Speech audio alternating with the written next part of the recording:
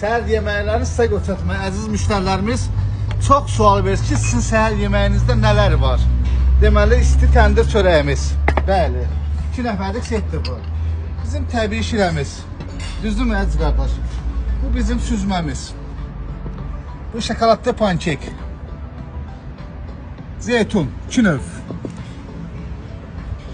Bizim balımız, cemimiz.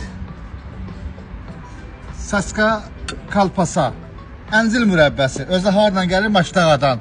Şef povrumuz sağ olsun Maçdağadan gətirir onu. Bizim Gəncə qaymağımız. Kərə yağımız. 2 növ pendir. Motal pendiri, ağ pendir. Bizim şokolad yağımız. Bu bizim tvaroqlu bilincik. Pomidor, xiyar. Və isti çayımız gəlir, smovarımız. Bəli. Gət görüm, gət görüm. Bəh, bura bax, bura bax, bura bax, bura bax, bura bax. Bu bizim samovar çayımız. Bu bizim qəndimiz. Bu bizim limonumuz. Düzdürmü? Bu bizim şəkərimiz.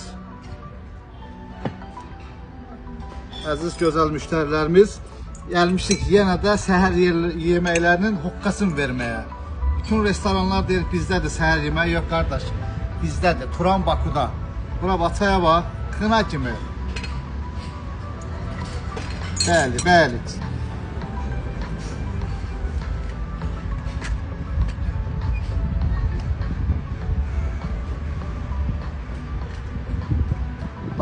Bax, bura bax qardaş, bura bax, bura bax, bura bax. Bura bax, bura bax, hoqqa verir, hoqqa verir. Bu Turan restoranı hoqqa verir qardaş.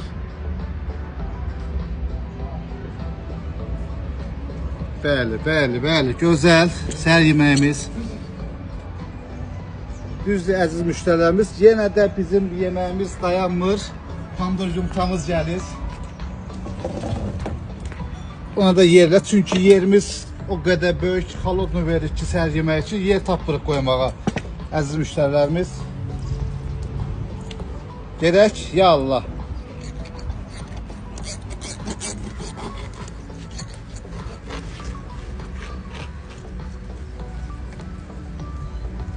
Bax, sürprizə bax. O daha. Pomidor yumurta. Hardadır bu? Turan Bakuda. Neçədir? Cəmsi 25 manata bu qədər xalodunu yeməyi əldə eləyə bilərsiniz.